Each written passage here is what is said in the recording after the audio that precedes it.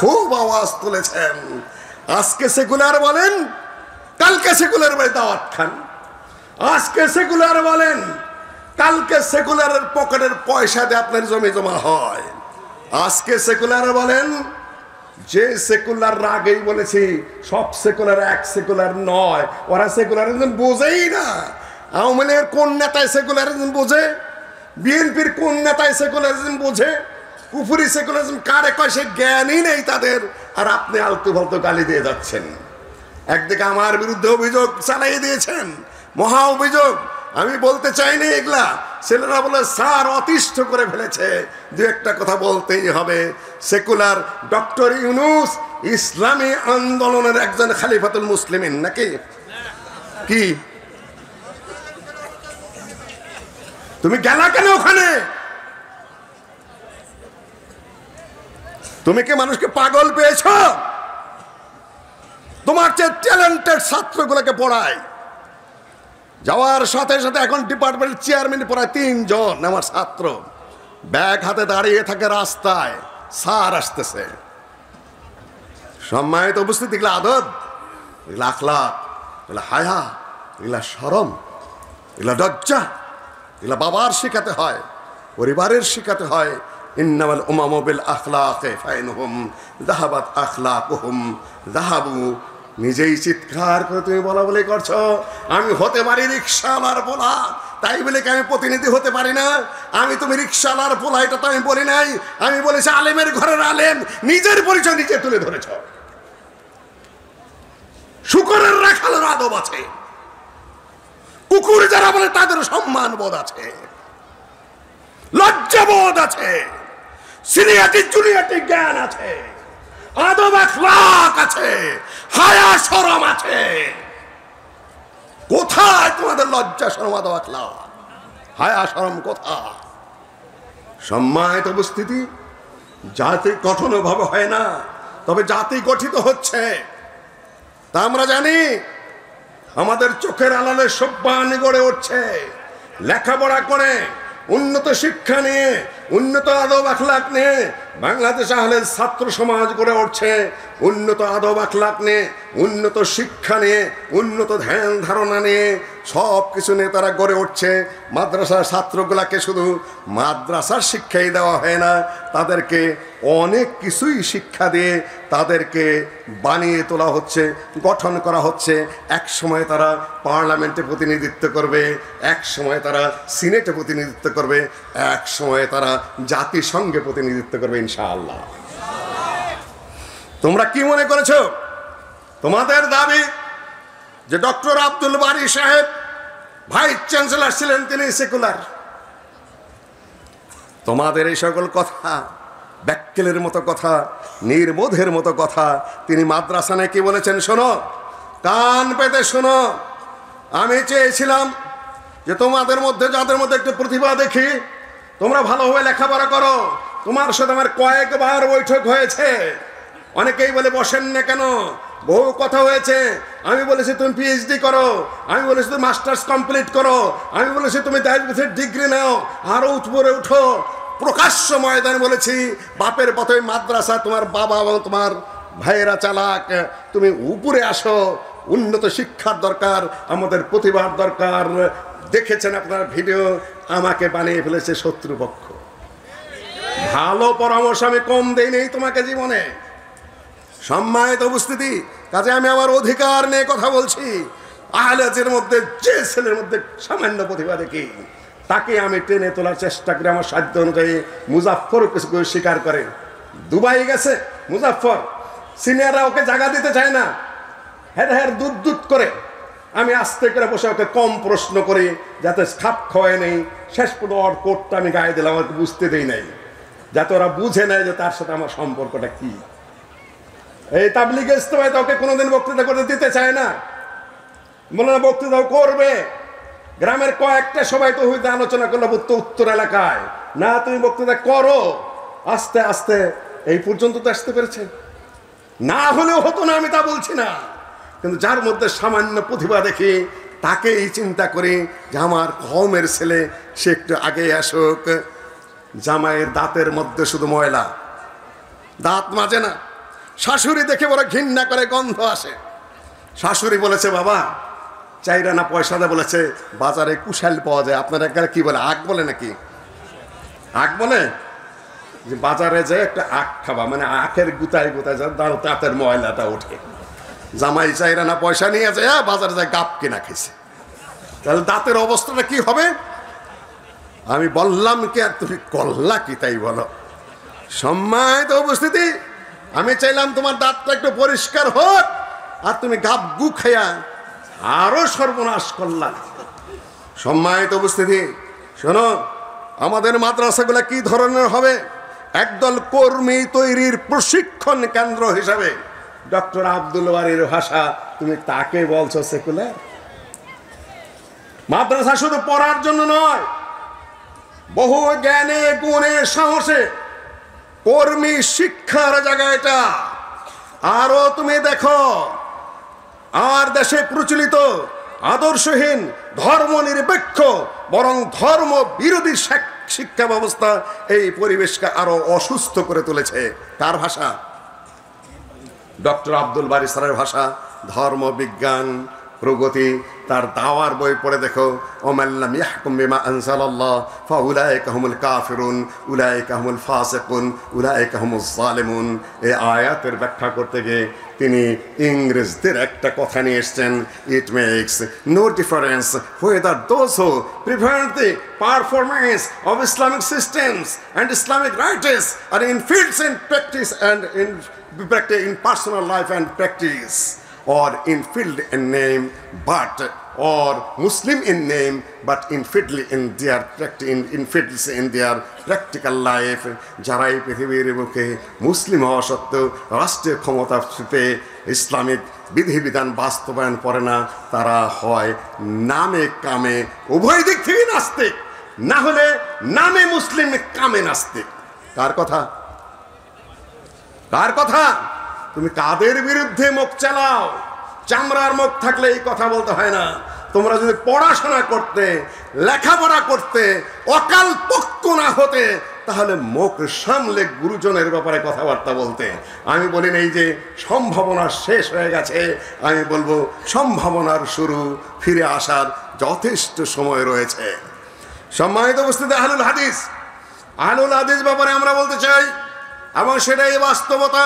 সাহাবাদের জামাত, তাবেঈদের জামাত, তাবেঈদের জামাত, মুহাদ্দিসিনদের জামাত, মুজাহিদদের জামাত, আব্দুল্লাহ ইবনে মুবারক রাহিমাহুল্লাহ 1 বছর যেতেন যুদ্ধে, আর 1 বছর যেতেন হজে। এখানে আবার কিছু সালাফিয়তের পেশ লাগানো আছে। সালাফি মানে কি? সালাফি মানে রাজনীতি করা যাবে না। আবু বকর রাদিয়াল্লাহু তাআলা সালাফি? আবু বকর রাদিয়াল্লাহু তাআলা সালাফি কিনা কে বলতে পারবেন? আমাদের সালাফ কিনা? ওমর রাদিয়াল্লাহু তাআলা সালাফ কিনা? ওসমান রাদিয়াল্লাহু তাআলা সালাফ কিনা? আলী রাদিয়াল্লাহু তাআলা সালাফ কিনা? তারা রাষ্ট্র চালাইছেন না চালান নাই? রাষ্ট্র চালিয়েছেন না চালান নাই? রাষ্ট্রীয় খলিফা তারা ছিলেন কি ছিলেন না? এরা কেউ সালাফ না নাকি? গাধা মার্কা কথাবার্তা একটা সীমা আছে, বেউকুফের একটা পরিসীমা আছে। আল্লাহ নবী রাষ্ট্র চালিয়েছেন, খোলাফার বা রাষ্ট্র চালিয়েছেন, তাবেঈগণের মধ্যে যারা তারা রাষ্ট্র চালিয়েছেন, যুগের পর যুগে ইসলামিক আলেমরা জাস্টিস ছিলেন। আজকে পাকিস্তানের জাস্টিস নেই, আর ইসলামিক জাস্টিস নেই। বাংলাদেশে মুসলিমের সংখ্যা কত? মুসলিমের সংখ্যা কত তাও ভুলে গেছেন? শতকরা কত ভাগ? 90% মুসলিম। সুপ্রিম কোর্টে জজ কয়জন? আলেম জজ কয়জন? হাইকোর্টে আলেম জজ কয়জন?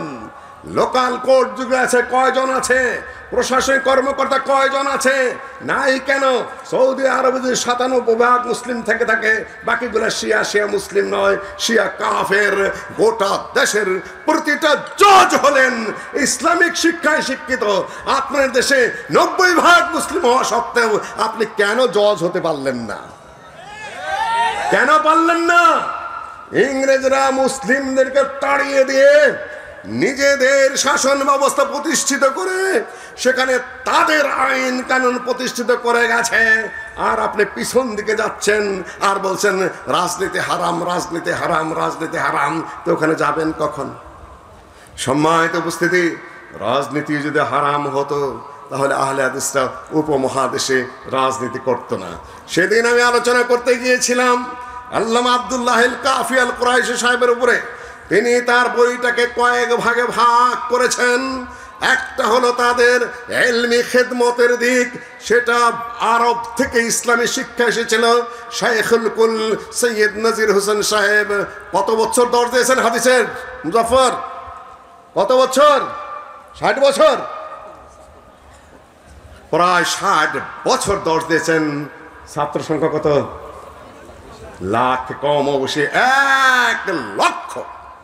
তাকে ছোটখাটো আলেম, আমার আপনার তোমার মতো আলেম, কেউ সহিহুল বুখারীর ব্যাখ্যাকারী, কেউ সুনান আবু দাউদের ব্যাখ্যাতা, কেউ জামে তিরমিজির ব্যাখ্যাতা, বিশাল বিশাল গ্রন্থের রচয়িতা, এক একজনে 30, 40, 50 বার করে সহিহুল বুখারীর দর্শ দিয়েছে।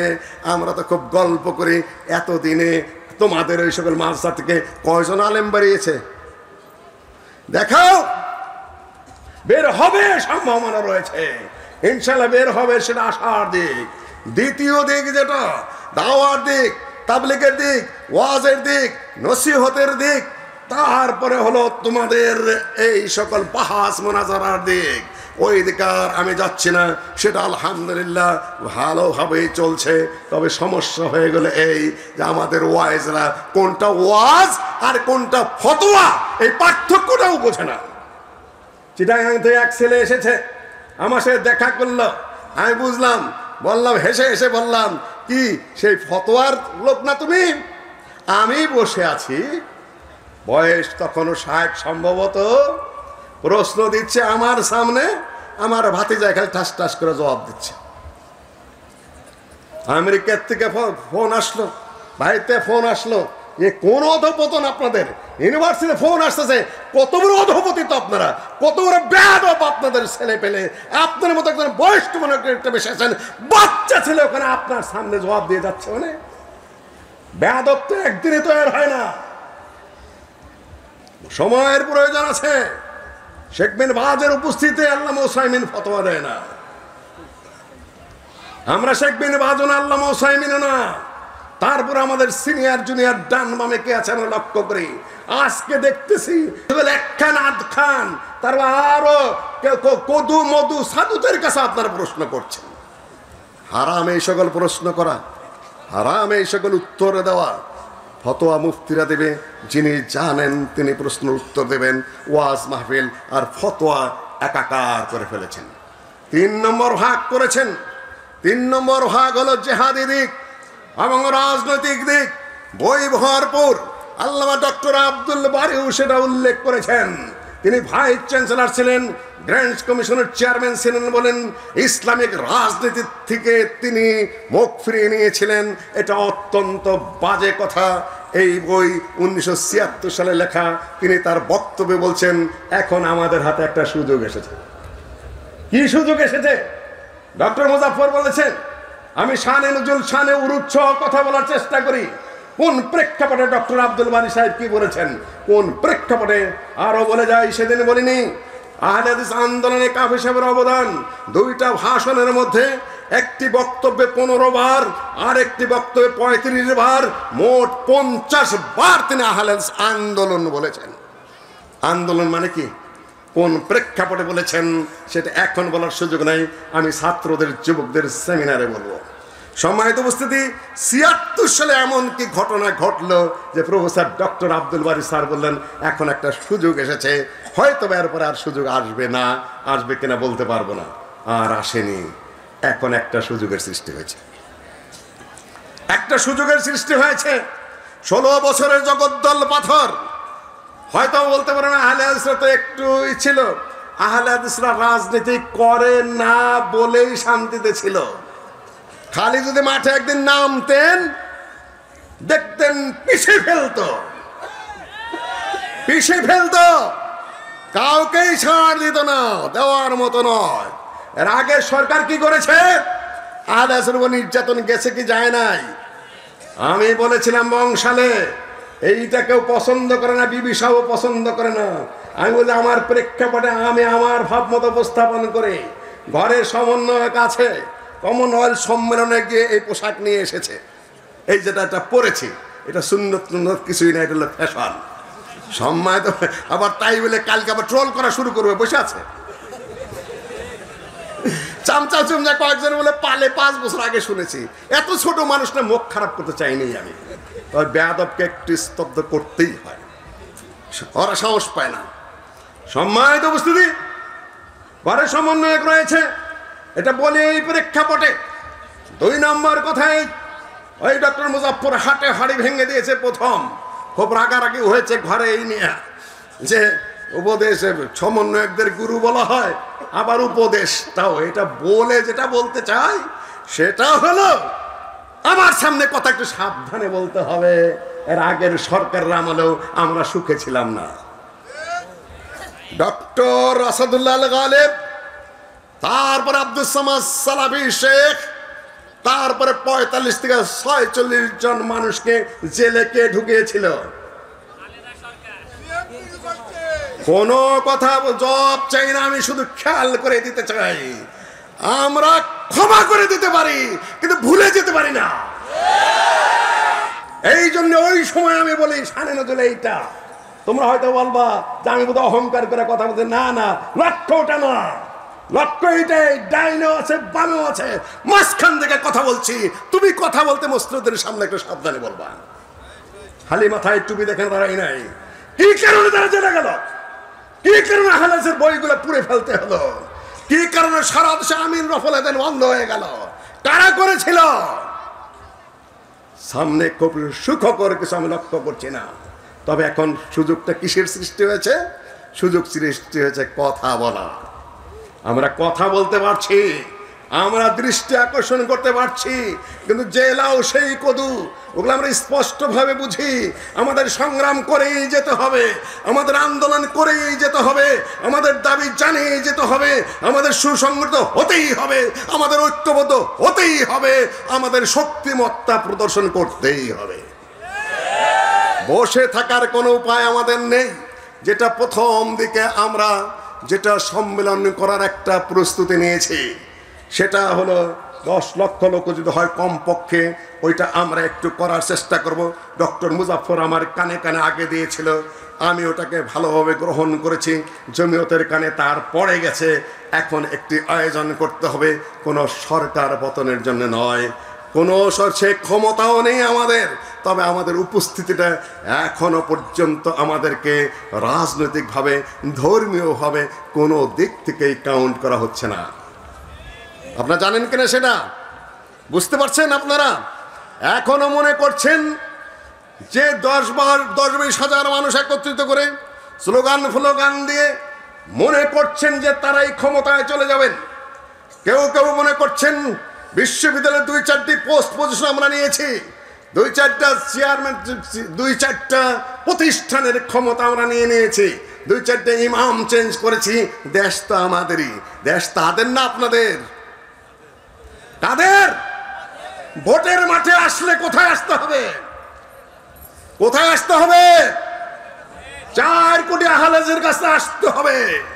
এই মাঠে 2 আঙ্গুল তুলে পরিষ্কার করে বলে দিচ্ছি, যারা আহলে হাদিসের একটা মানুষের গায়ে হাত দিয়েছে, ক্ষমা চাওয়ার আগ পর্যন্ত, সমঝোতায় আসার আগ পর্যন্ত, মাথা নত করার আগ পর্যন্ত একটি ভোট আহলে হাদিস কাউকে দেবে না। আমি আবার বলে দিচ্ছি, সারা দেশে ঘোষণা দিয়ে দিচ্ছি, এক ভোটও কারো কোথাও যাবে না। কেউ বেঈমানি করবেন না, কওমের সাথে বেঈমানি করবেন না, কওমের সাথে বেঈমানি করবেন না, ফাঁক দিয়ে গিয়ে অন্যের সাথে হাত মিলাবেন না। সেদিন একটা বড় কটু কথা বলেছি, আমরা মাথা কোথায় বিক্রি করে রেখেছি? প্রফেসর প্রফেসরনি, মাস্টার মাস্টারনি, শিক্ষক শিক্ষয়িত্রী ইত্যাদি ইত্যাদি যারা আছে, তারা জমিয়ত আহলেদের সহ আহলের মঞ্চের আগে আগে বসে, কিন্তু মাথাটা কোথায়? মাথা ব্রেন বর্গা দিয়ে আসছে আরেক জায়গায়। কথা বড় কঠিন কিন্তু বাস্তব সত্য। আমাদের ছেলেরা কোথায়? সব অন্য দলে, অন্য পার্টিতে। তাও আমি জানি সব না হলেও বিরাট একটা সংখ্যক আহলে হাদিস দাবি করছেন আপনার মাথা বর্গা দেওয়া অন্য জায়গায়, আপনার ছেলেপেলারা কোন অন্য পার্টি, অন্য দল। আর এখানে যে চেহারা দেখান, তারপরে আপনি কালচারে চলে যান, আপনাকে দেওয়া হবে ঘোড়ার ডিম, কিছুই হবে না। আমি বলবো আজকে ইসরায়েলের কারাগারে যখন ফিলিস্তিনিরা বন্দী, আহলে হাদিসের মাথা অন্যান্য পার্টির কারাগারে বন্দী, আমাদের এই বন্দীগুলাকে মুক্তি করে দিন। কথা বোঝেননি এখন? আমার বোঝেননি এখনো? অন্য যে কোনো পার্টিতে, অন্য যে কোনো দলে আমাদের ছাত্ররা, যুবকেরা নিজেদেরকে বন্দী করে রেখেছ, তারা মুক্ত হয়ে চলে আসো। এই মুহূর্তে আমাদের নেতৃবৃন্দ যারা এখনো পর্যন্ত অন্য দল, অন্য পার্টি, অন্য চিন্তায় নিজেদেরকে বন্দী করে রেখেছেন, তারা এই মুহূর্তে ফিরে আসুন। লাস্ট কথা, আমাদের ভবিষ্যৎ সম্ভাবনা কি? সম্ভাবনা একটা দলেরই আছে।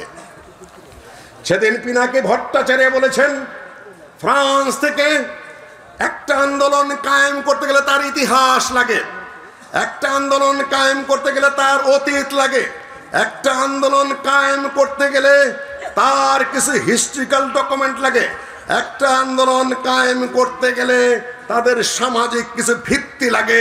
আপনাদের সেই ভিত্তি আছে কিনা? বোঝেননি এখনো? আমি জানি যে বুঝবেন না, তারপরে এখন অনেকেই বোঝে। আমি আবার বলি, 2 মিনিট সময় দাও মাত্র। একটা পিনাকি ভট্টাচার্যের বক্তব্য অনেক আহলে হাদিসের পক্ষে বলছেন, লোকটা সত্য কথা বলেছে। বাংলাদেশের সমাজ, ইতিহাস, রাষ্ট্র অনেক কিছু ঘটেছে, আহলে হাদিসের পক্ষে অনেক বক্তব্য দিচ্ছে। একটা সামাজিক আন্দোলনের জন্য তাদের ইতিহাস লাগে, তাদের ঐতিহ্য লাগে, তাদের রক্ত দেওয়া লাগে, তাদের সোশিয়াল কিছু ভিত্তি থাকতে হয়, শিক্ষাগত যোগ্যতা থাকতে হয়। তা কার আছে বলেন? কে বলতে পারবেন? কে বলতে পারবেন? ইংরেজদের বিরুদ্ধে যুদ্ধ কে করেছে? সম্পদ বাজেয়াপ্ত কাদের হয়েছে? ফাঁসির কাস্টে কাদেরকে ঝুলানো হয়েছে? আন্দামান দ্বীপপুঞ্জে কাদেরকে পাঠানো হয়েছে? আপনারা কিছুই খেয়াল করতে পারতেছেন না।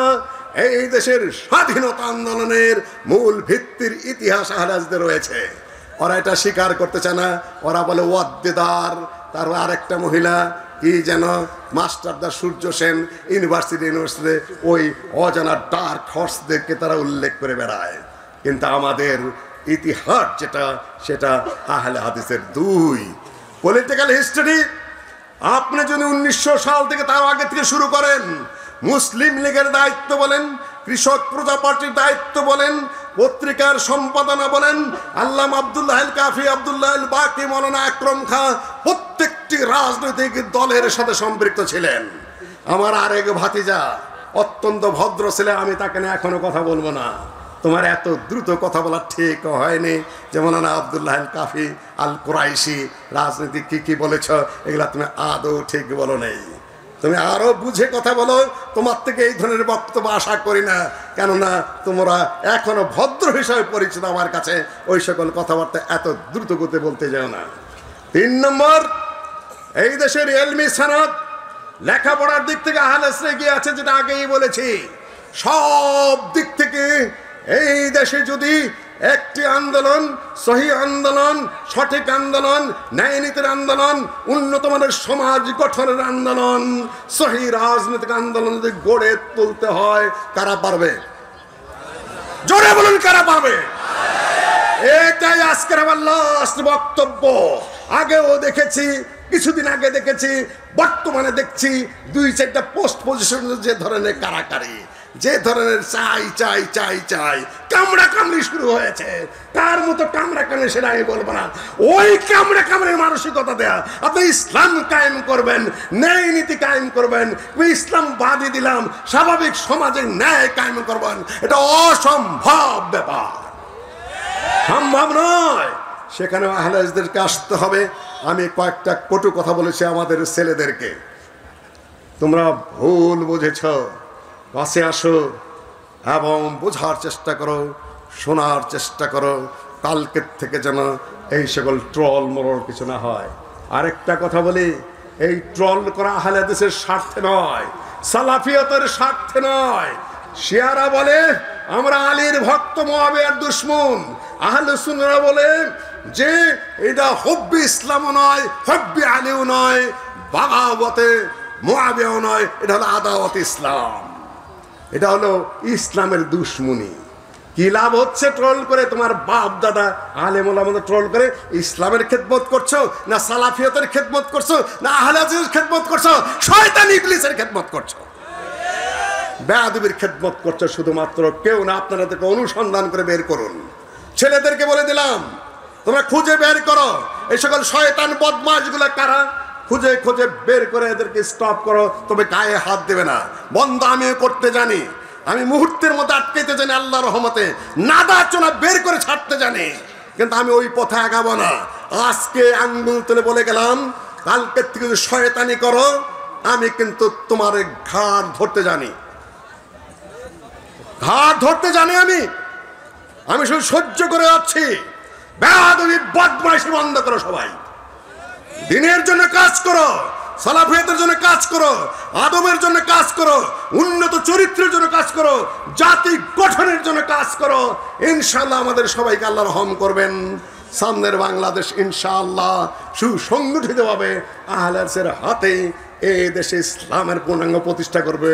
যেরকম ঘটেছিল সৌদি আরবে ইমাম মুহাম্মদ বিন আব্দুল ওয়াহাবের নেতৃত্বে, এখন যেরকম সিরিয়ায় চলে এসেছে, এখানেও সেটা অসম্ভব নয়, এবং সেজন্য আমাদের প্রস্তুতি নিতে হবে। এতটুকু বলে আজকে আমার বক্তব্য এখানে শেষ করছি। আসসালামু আলাইকুম রহমতুল্লাহি ওয়া বারাকাতুহু।